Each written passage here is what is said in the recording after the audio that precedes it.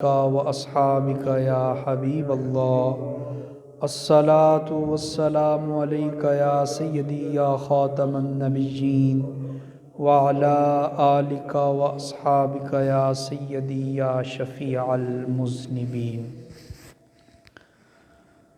اللہ رب العزت کا بے پناہ فضل و احسان ہے کہ جس کی توفیق خاص سے نماز جمعہ ادا کرنے کی سعادت میسر آ رہی ہے۔ گزشتہ جمعے پہ وضو کے فضائل اور مسائل ذکر کیے گئے تھے۔ آج رب ذوالجلال کی توفیق سے نماز ادا کرنے کے فضائل اور نماز میں سستی کرنے والوں کا انجام ذکر کیا جائے گا۔ دعا ہے رب کریم حق بیان کرنے، سننے اور پھر عمل کرنے کی توفیق عطا فرمائے۔ نماز ارکان اسلام میں سے دوسرا اہم ترین رکن ہے۔ حدیث پاک میں حضور سرور کونین صلی اللہ علیہ وسلم نے ارشاد فرمایا کہ دین اسلام کی بنیاد 5 چیزوں کے اوپر ہے۔ توحید کے اوپر، نماز کے اوپر، زکوٰۃ کے اوپر، روزے کے اوپر اور حج کے اوپر۔ کسی بھی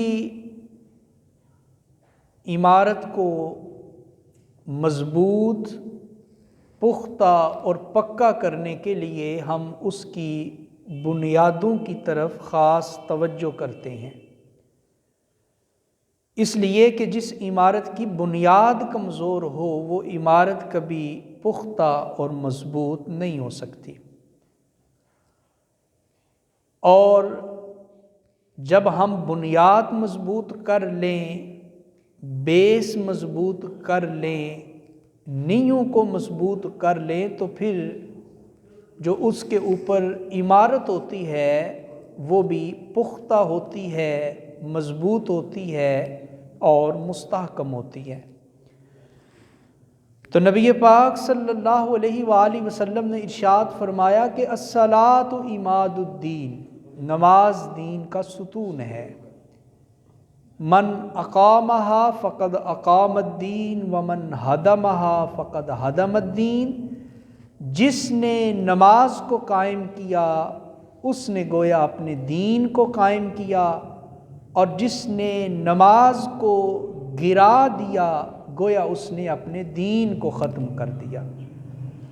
تو آپ غور کریں کہ اس حدیث میں نبی پاک صلی اللہ علیہ وآلہ وسلم نے دین اسلام کو ایک عمارت سے تشبیہ دی ہے، اور اس عمارت کا ستون اور پلر حضور نے نماز کو قرار دیا ہے، اور فرمایا الصلاۃ عماد الدین، نماز دین کا ستون ہے، جس نے اسے قائم کیا گویا اس نے دین کو قائم کیا، اور جس نے اس کو چھوڑ دیا گویا اس نے اپنے دین کی عمارت کو گرا دیا۔ نماز کتنا بڑا رکن ہے۔ ارکان خمسہ میں سے جو باقی رکن ہیں دین اسلام کے، ان میں اور نماز میں بڑا فرق ہے۔ مثال کے طور پہ رمضان کے روزے رکھنا یہ بھی ارکان اسلام میں سے ایک رکن ہے، مگر رمضان کے روزے سال میں ایک مرتبہ آتے ہیں، اور اس مہینے بھی رب کی طرف سے رخصت ہوتی ہے کہ جو بیمار ہے وہ بھی چھوڑ دے، جو شرعی سفر کرنا چاہتا ہے وہ بھی روزہ قضا کر لے تو کوئی گناہ نہیں ہوگا، یعنی رخصت مل گئی روزوں میں۔ زکوٰۃ بھی ایک اہم ترین رکن ہے، مگر زکوٰۃ بھی سارے مسلمانوں پہ لازم نہیں، صاحب حیثیت پہ، صاحب استطاعت پہ، جن کو اللہ نے مال میں وسعت دی ہوتی ہے ان کے اوپر زکوٰۃ فرض ہے۔ اسی طرح حج کو دیکھ لیں، حج بھی زندگی میں ایک مرتبہ ہی فرض ہے اور سب کے اوپر نہیں، وہ بھی صاحب حیثیت کے اوپر۔ تو آپ اندازہ لگائیں کہ روزے، زکوٰۃ اور حج یہ بھی ارکان اسلام میں سے ہیں، مگر ان کی اہمیت الگ الگ ہے۔ اور نماز بھی ارکان اسلام میں سے دوسرا رکن ہے، اور اس کی اہمیت کتنی ہے؟ نماز کے بارے میں حکم ہے کہ کوئی امیر ہے یا غریب ہے، کوئی چھوٹا ہے یا بڑا ہے، کوئی مرد ہے یا عورت ہے، بادشاہ ہے یا فقیر ہے، کوئی اپنے گھر میں مقیم ہے یا مسافر ہے، کوئی بیمار ہے یا تندرست ہے، ہر بالغ مرد اور عورت کے اوپر شریعت نے دن اور رات میں 5 نمازوں کی ادائیگی کو فرض قرار دیا ہے۔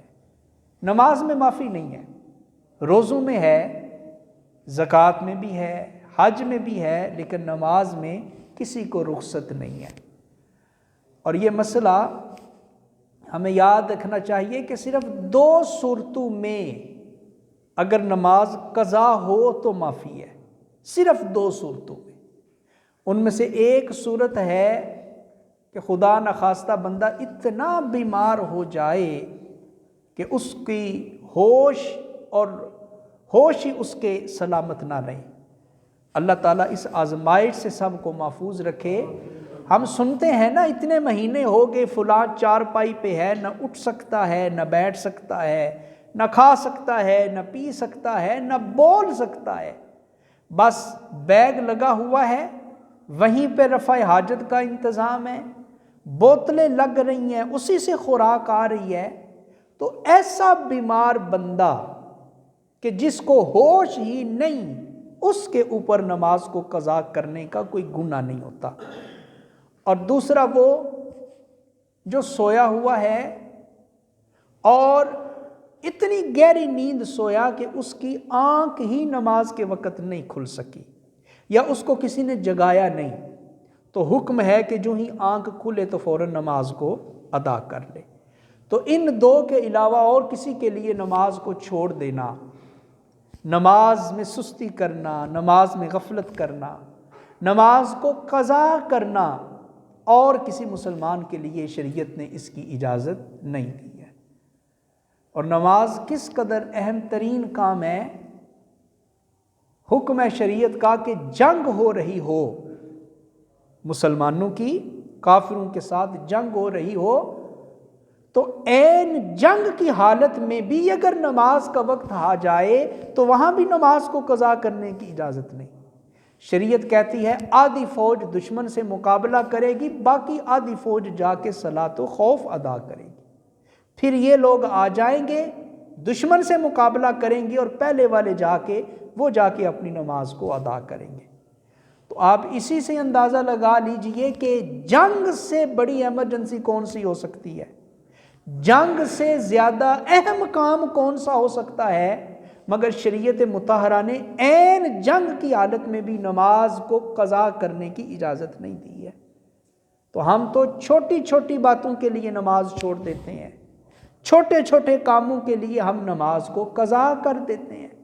گھر میں 2-4 مہمان آ جائے، ہم نماز کو قضا کر دیتے ہیں۔ گھر میں غمی خوشی کا فنکشن ہو تو ہم نماز کو قضا کر دیتے ہیں۔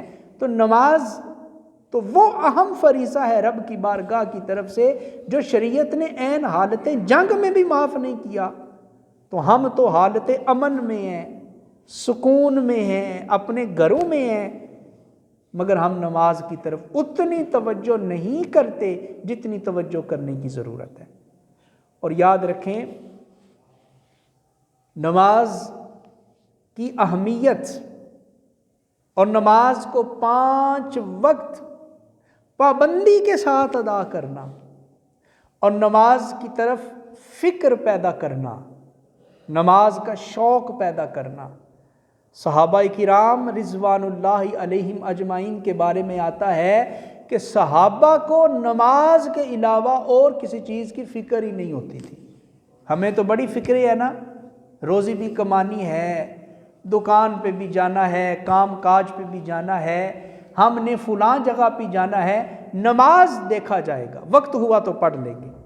کوئی درمیان میں 5-10 منٹ نکال کے جلدی جلدی 2-4 الٹی سیدھی ٹکرے مار دیں گے، یہ حالت ہے ہماری نماز کی، فکر کی۔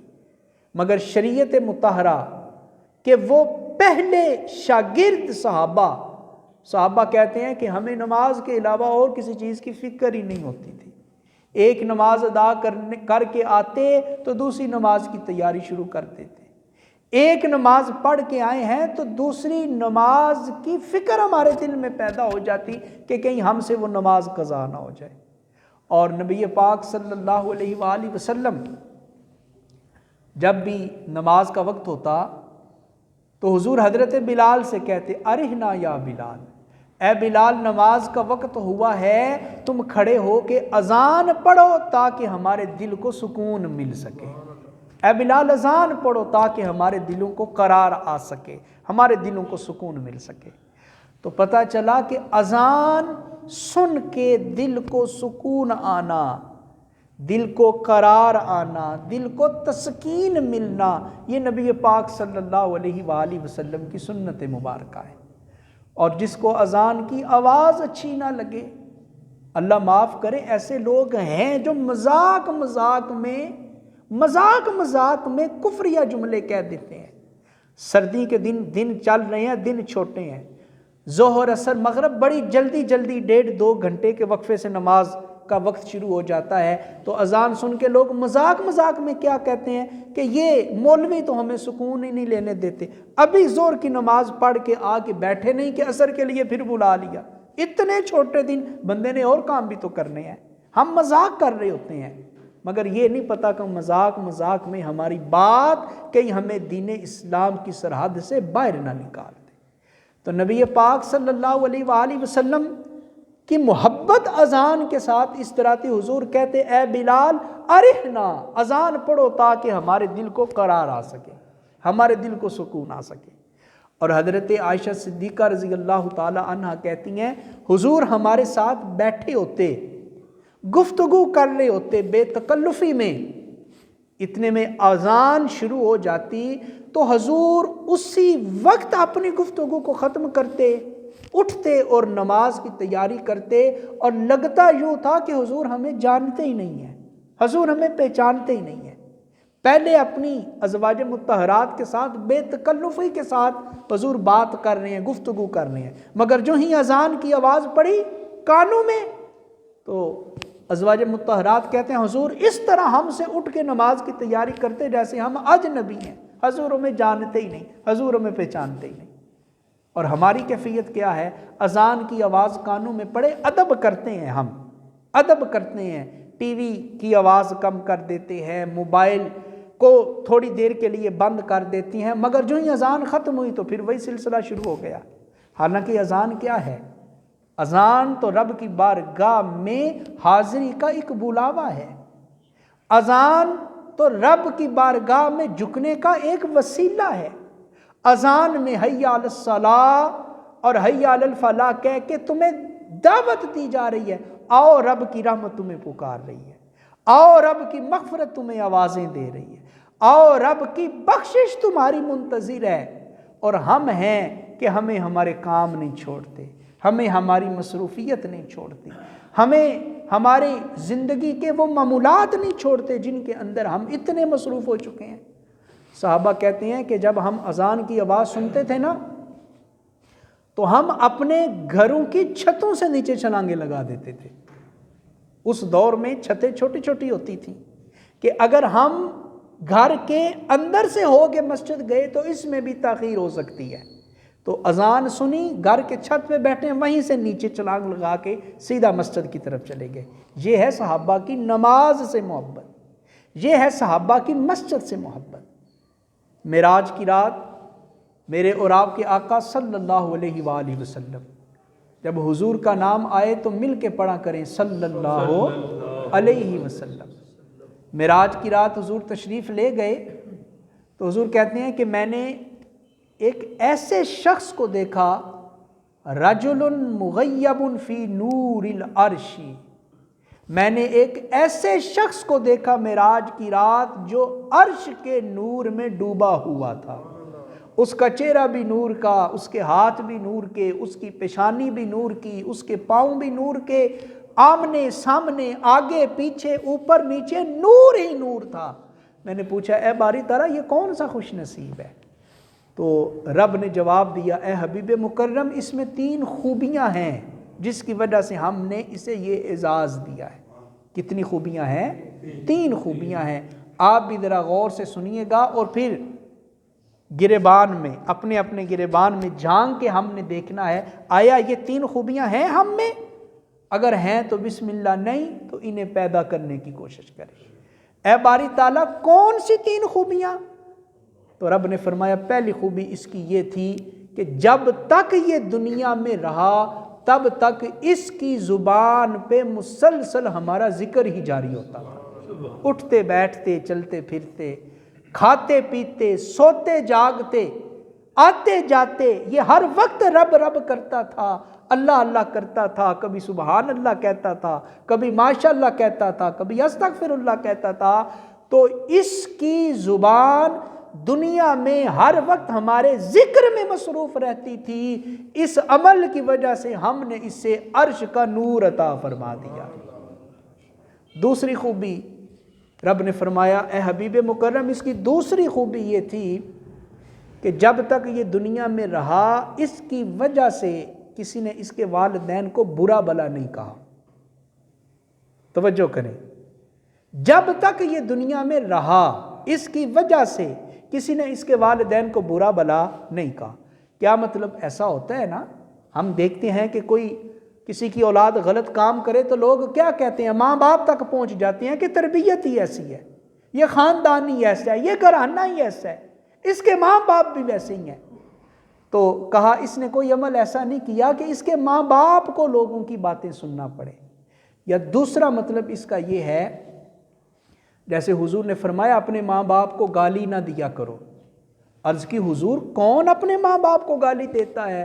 کہا جب تم کسی کے ماں باپ کو گالی دو گے تو وہ تمہارے ماں باپ کو گالی دے گا، تو گویا تم پہل نہ کرتے تو تمہارے ماں باپ کو بھی نہ سننا پڑتا۔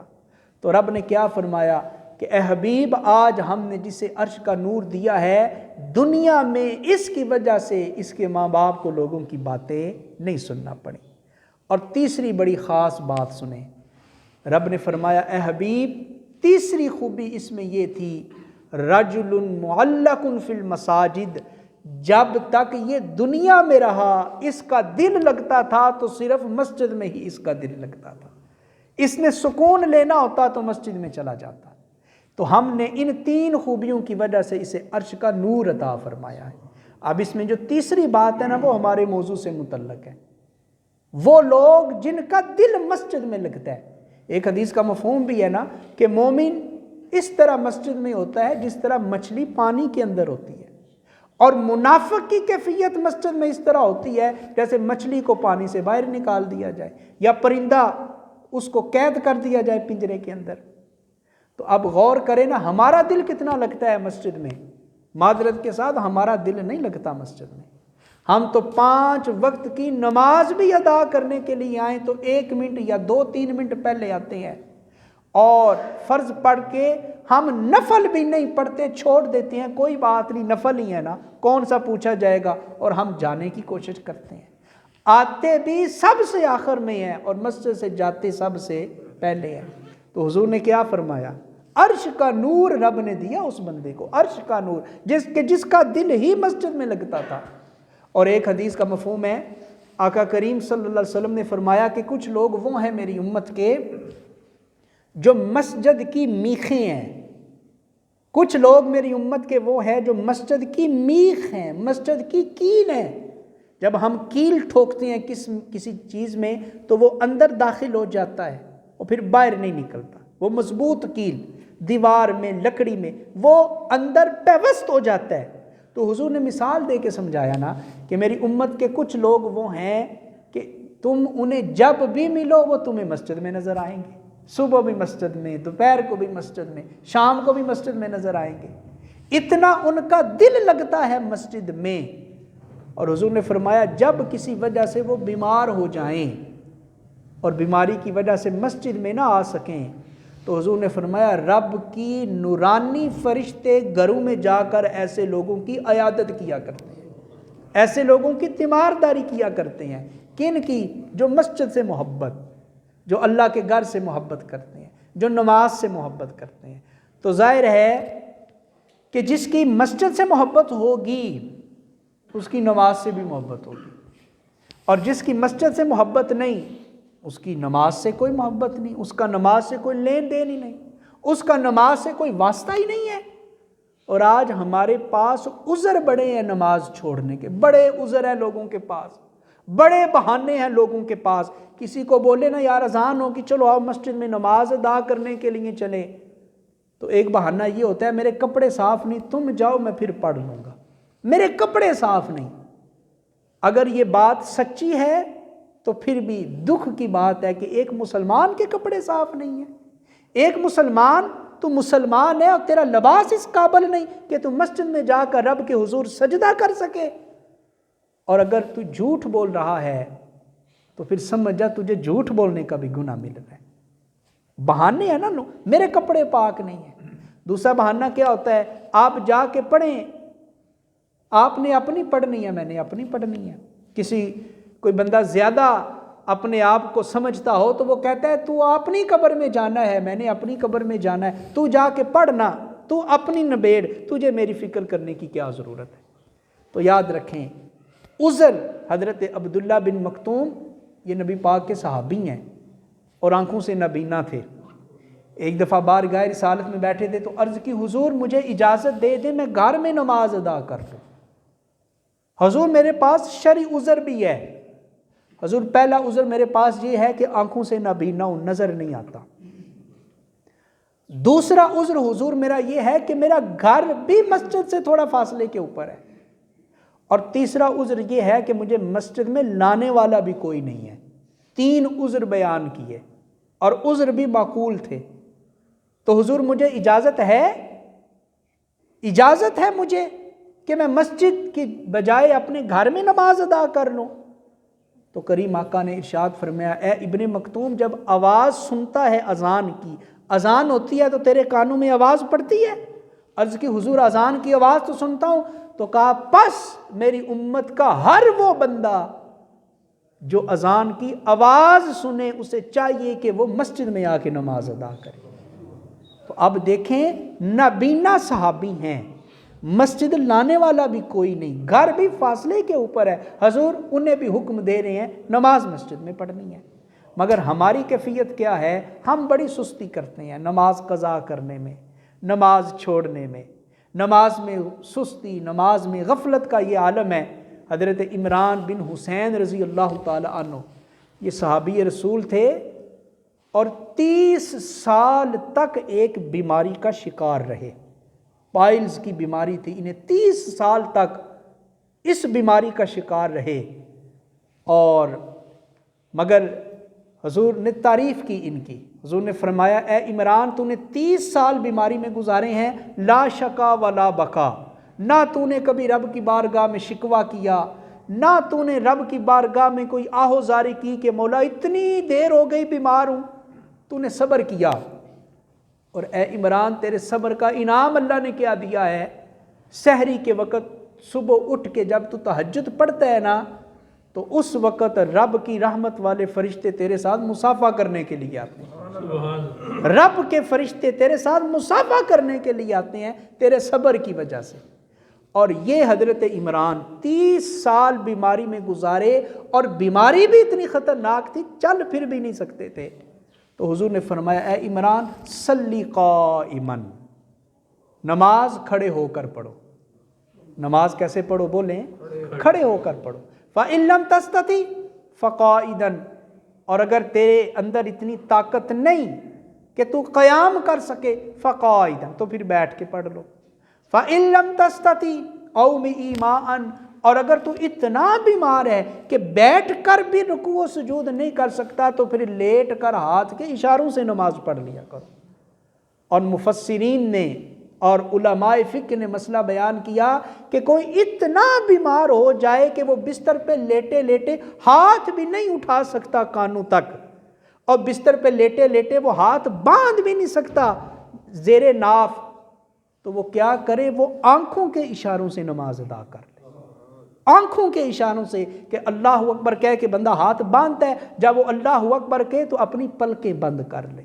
جب وہ اس انداز کے ساتھ رب کے حضور جو ہے وہ نماز ادا کرے گا تو سوچیں پھر رب کی رحمت بھی کتنے جوش پہ آئے گی، اور رب بھی کہے گا نا اے فرشتوں یہ دیکھو تم کہتے تھے کہ زمین میں اپنا خلیفہ نہ بنا، اے باری تعالیٰ یہ زمین میں جا کے خون ریزی کرے گا، لوگوں کا خون بہائے گا۔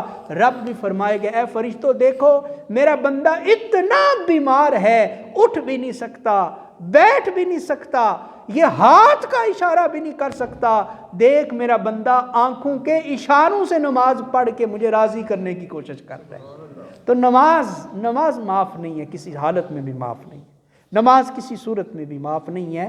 اور اجر کتنا ہے رب کریم کی بارگاہ سے، ارشاد فرمایا کہ جو امتی گھر سے وضو بناتا ہے، گھر سے وضو کرتا ہے، اور کوشش کریں گھر سے وضو کر کے آیا کریں، خاص طور پہ جو اہل محلہ ہوتے ہیں کوشش کریں، ویسے مسجد میں بھی آ کے کریں تو گناہ والی بات نہیں ہے، مگر بہتر یہ ہے زیادہ ثواب لینے کے لیے گھر سے وضو بنائیں۔ جو گھر سے وضو کر کے آئے، حضور نے فرمایا گھر سے لے کر مسجد تک وہ جتنے قدم اٹھاتا ہے ہر قدم کے بدلے اللہ اس کے ایک ایک گناہ کو معاف فرما دیتا ہے، ہر قدم کے بدلے اللہ اسے ایک ایک نیکی عطا کرتا ہے، اور ہر قدم کے بدلے اللہ اس کا ایک ایک درجہ بلند فرما دیتا ہے۔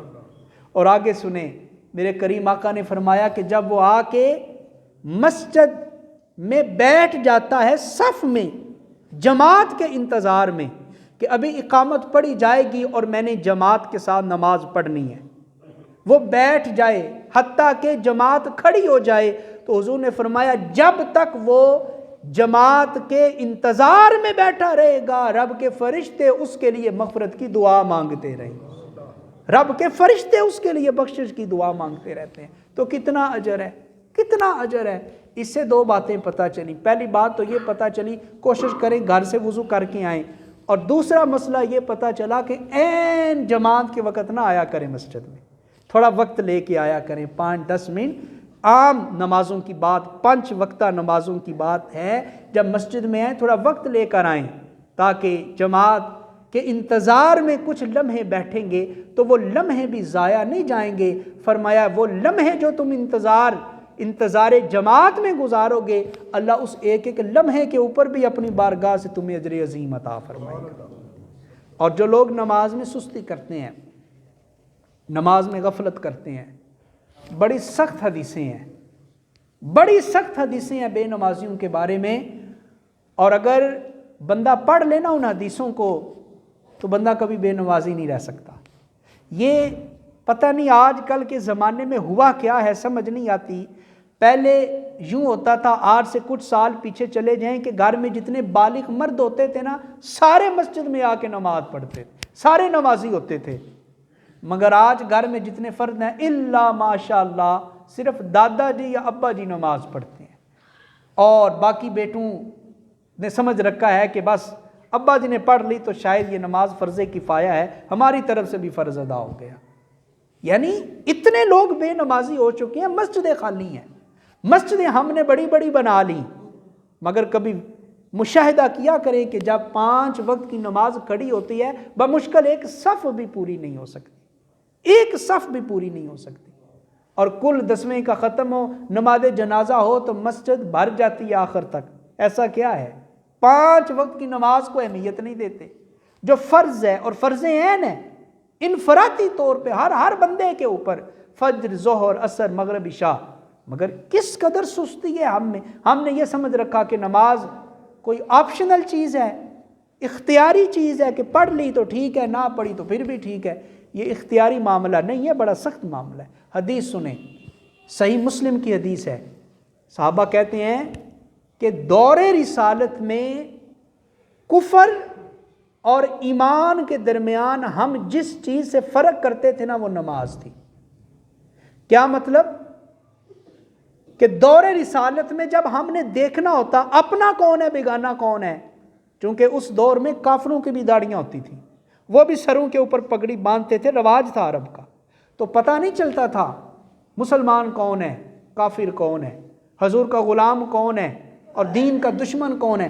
صحابہ کہتے ہیں کفر اور ایمان میں فرق کرنے والی چیز کون سی تھی؟ سارے بولیں نماز، کہ نماز کے وقت جو مسجد میں آ جاتا ہم سمجھ جاتے کہ اللہ نے اس کو ایمان کی دولت عطا فرمائی ہوئی ہے، اور جو نہیں آتا تھا ہم سمجھ جاتے تھے کہ یہ چونکہ مسلمان نہیں اسی لیے نہیں نا آیا اللہ کا بلاوا سن کے، اللہ کا حکم سن کے۔ افسر ہمیں بلائے، کسی کارخانے میں کام کر رہے ہو، ہم سے اوپر جو بھی افسر ہے، کسی جگہ فورمین ہوتا ہے، کسی جگہ پہ اس کا کوئی نام ہوتا ہے، تو ہم بھاگے بھاگے جاتے ہیں، سانس پھول جاتا ہے، صاحب جی نے بلایا ہے، ایک لمحہ بھی تاخیر ہو گئی تو صاحب جی ناراض ہو جائیں گے۔ اور اللہ کے نیک بندے 5 وقت تجھے احکم الحاکمین کی طرف سے بلایا جاتا ہے، احکم الحاکمین کی طرف سے تمہیں مسجد میں آنے کی دعوت دی جاتی ہے، حی علی الصلاۃ حی علی الفلاح، مگر ہم سمجھتے ہیں کوئی بات نہیں، کوئی بات نہیں۔ نماز، پتہ نہیں لوگ نماز چھوڑ کے مطمئن زندگی کیسے گزارتے ہیں، انہیں قرار کیسے مل جاتا ہے، انہیں سکون کیسے مل جاتا ہے۔ ایک نماز چھوڑ دیں تو بندے کی طبیعت کو سکون نہیں ملتا، لوگ ساری زندگی اور کئی سال بے نمازی کی حالت میں گزار دیتے ہیں۔ دوسری حدیث سنیں، آقا کریم صلی اللہ علیہ وسلم نے ارشاد فرمایا، اور یہ حدیث جامع ترمذی میں بھی ہے، ابن ماجہ میں بھی ہے، سنن نسائی شریف میں بھی ہے۔ حضور نے فرمایا من ترک الصلاۃ متعمدا فقد کفر او کما قال، جو بندہ جان بوجھ کے نماز کو چھوڑتا ہے گویا وہ کفر کرنے کا ارادہ کر لیتا ہے۔ اور اسی حدیث کی وجہ سے بہت سارے ایسے علماء ہیں جو یہ فتویٰ دیتے ہیں کہ جو بندہ قصدن نماز چھوڑتا ہے وہ کفر کرتا ہے، کیونکہ حضور کا واضح فرمان موجود ہے۔ اور اگر اسی حدیث کو ہم یاد رکھ لیں تو آج کے اس پورے عنوان کا مقصد پورا ہو جائے گا، اس حدیث کو۔ اور وہ حدیث کیا ہے؟ جس نے قصدن نماز چھوڑی، بلا وجہ، عمدن، جانتے بوجھتے نماز چھوڑ دی، فقد کفر، گویا اس نے کفر کر لیا۔ دیکھیں نا کتنا سخت، اس سے بڑی بات اور کیا ہو سکتی ہے؟ بے نمازی کے بارے میں اس سے سخت جملے اور کون سے ہو سکتے ہیں کہ حضور فرما رہے ہیں، کسی شاعر کا قول نہیں، کسی ادیب کا ادب نہیں آپ کے سامنے بیان کر رہا، مدینے والے سچے نبی کا سچا فرمان سنا رہا کہ جو قصدن نماز چھوڑ دے فقد کفر، گویا وہ کفر کرتا ہے۔ اور ہماری کیفیت کیا ہے؟ 5 کی 5 نمازیں قضا کر دیتے ہیں اور دل میں کوئی ہلچل ہی نہیں مچتی، کوئی انقلاب ہی نہیں آتا، دل ہمیں جو ہے وہ پکارتا ہی نہیں ہے، دل ہمارا مستری نہیں ہوتا، دل ہمیں جو ہے یہ جھنجھوڑتا ہی نہیں ہے کہ تو نے 5 کی 5 نمازیں چھوڑ دیں۔ حضور نے ارشاد فرمایا کہ قیامت کے دن اللہ سارے اہل محشر کو حکم دے گا کہ سجدہ کرو مجھے، تو جو نمازی ہوں گے نا دنیا میں وہ فوراً سجدے میں گر جائیں گے، اور جو دنیا میں بے نمازی ہوں گے وہ کوشش کریں گے سجدہ کرنے کی، مگر ان کی جو کمر ہوگی وہ جھکنے نہیں دی جائے گی، ان کی کمر اکڑ جائے گی، ان کی گردن اکڑ جائے گی، کوشش کریں گے مگر سجدہ کر نہیں سکیں گے، اور کہیں گے باری تعالیٰ ہم بھی سجدہ کرنا چاہتے ہیں۔ آواز آئے گی دنیا میں تو کرتے نہیں تھے، جو دنیا میں میری بارگاہ میں جھکتا تھا آج میں اسے جھکنے کی توفیق عطا فرما رہا ہوں۔ حضور نے ارشاد فرمایا کہ جو بے نمازی ہے قیامت کے دن اس کا حشر حامان، شداد اور ابی بن خلف کے ساتھ کیا جائے گا۔ اور قرآن پڑھ کے دیکھیں یہ کتنے ظالم لوگ تھے جنہیں اللہ نے دنیا کے اندر ہی زمین کے اندر غرق کر دیا تھا، بے نمازی اس کے ساتھ ہوگا۔ اور ہم فجر نہیں پڑھتے تو سمجھتے ہیں خیر صلی اللہ ہے، 8 بجے دفتر، اسکول، کالج جانے کے لیے ٹینشن ہو جاتے ہیں، ریڈی ہو جاتے ہیں، صبح رب کی بارگاہ سے بلاوا آتا ہے کہ آؤ نماز پڑھنے کے لیے، تو ہماری آنکھ ہی نہیں کھلتی، نرم و گداز بستر کو ہم چھوڑنا بھی گوارا نہیں کرتے۔ اے میرے محترم حضرات، یہ اس کی طرف توجہ کریں۔ اور آخری بات سنیں، اللہ تعالیٰ جب کسی سے ناراض ہوتا ہے تو اللہ بندے کا رزق نہیں چھینتا، گندم اور اناج بند نہیں ہوتی، بلکہ جب اللہ کسی سے ناراض ہوتا ہے تو اللہ اس سے سجدے کی توفیق چھین لیتا ہے، اللہ اسے سجدہ کرنے کی توفیق ہی عطا نہیں کرتا۔ کسی بزرگ سے پوچھا گیا، بڑی خاص بات ہے، غور کیجئے گا، کسی بزرگ سے پوچھا گیا کہ کیا علامت ہے کہ اللہ نے میری یہ نماز قبول کی ہے، کیا دلیل ہے؟ تو اللہ والوں کی باتیں تو دلوں پہ اثر کرتی ہیں۔ انہوں نے کہا ایک نماز ادا کرنے کے بعد جب تجھے دوسری نماز پڑھنے کے لیے توفیق مل جائے اور تیرا دل مچلنے لگے تو سمجھ جا اللہ نے تیری پہلی نماز کو قبول کر لیا ہے۔ پہلی نماز کو قبول کیا ہے تو اللہ نے توفیق دی ہے نا۔ بھائی آپ کے گھر میں مہمان آئے تو جس سے آپ راضی ہوں اگلی دفعہ اس کو بلائیں گے، اس کے لیے گھر کے دروازے کھولیں گے۔ تو کہا ایک نماز کے بعد جب دوسری نماز کے لیے تجھے فکر پیدا ہونے لگے، دل مچلنے لگے تو سمجھ جا اللہ نے تیری پہلی نماز کو قبول کر لیا۔ اللہ مجھے آپ کو 5 وقت نماز کی